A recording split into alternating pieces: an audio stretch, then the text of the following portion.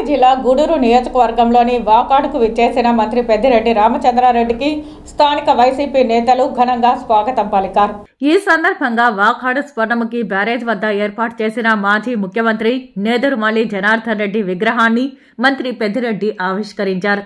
అదే క్రమంలో వాకాడు 2 గ్రామ సచివాలయం, రైతు భరోసా కేంద్రాన్ని ప్రారంభించారు. అనంతరం అక్కడ ఏర్పాటు చేసిన బహిరంగ సభలో మంత్రి పెద్దిరెడ్డి రామచంద్రారెడ్డి మాట్లాడుతూ సీఎం జగన్మోహన్ రెడ్డి ఇచ్చిన హామీలన్నీ నెరవేర్చారని అన్నారు.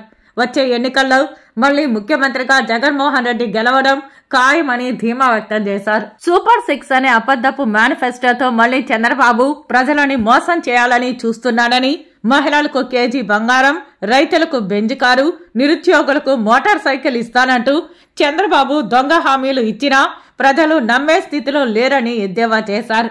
2014లో చంద్రబాబును నమ్మి ప్రజలు మోసపోయారని, ఏదో రకంగా అధికారం కోసం చంద్రబాబు పాకులాడుతున్నాడని, రాజకీయం చేయలేక నడవలేని స్థితిలో ఊతకర్ర లాంటి జనసేన బీజేపీతో దోస్తీ కట్టాడంటూ టీడీపీ అధినేత చంద్రబాబుపై విమర్శలు చేశారు. పనికి మాలిన రాజకీయ నాయకుడు ఎవరైనా ఉన్నారు అంటే చంద్రబాబు నాయుడు మాత్రమే అంటూనే చంద్రబాబు ఎన్ని పార్టీలతో పొత్తు పెట్టుకున్నా వచ్చేది వైసీపీ ప్రభుత్వం మాత్రమేనని వైసీపీ విజయం పట్ల ఆయన ధీమా వ్యక్తం చేశారు.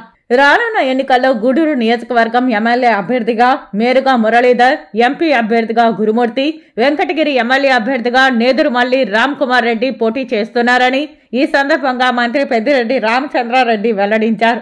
ఈ కార్యక్రమంలో వైసీపీ జిల్లా అధ్యక్షుడు నేదురుమల్లి రామ్ కుమార్ రెడ్డి, ఎంపీ గురుమూర్తి, గూడూరు నియోజకవర్గ సమన్వయకర్త ఎమ్మెల్సీ మేరుగా మురళీధర్, ఎమ్మెల్సీ బల్లి కళ్యాణ్, పలువురు ముఖ్య నేతలు పాల్గొన్నారు.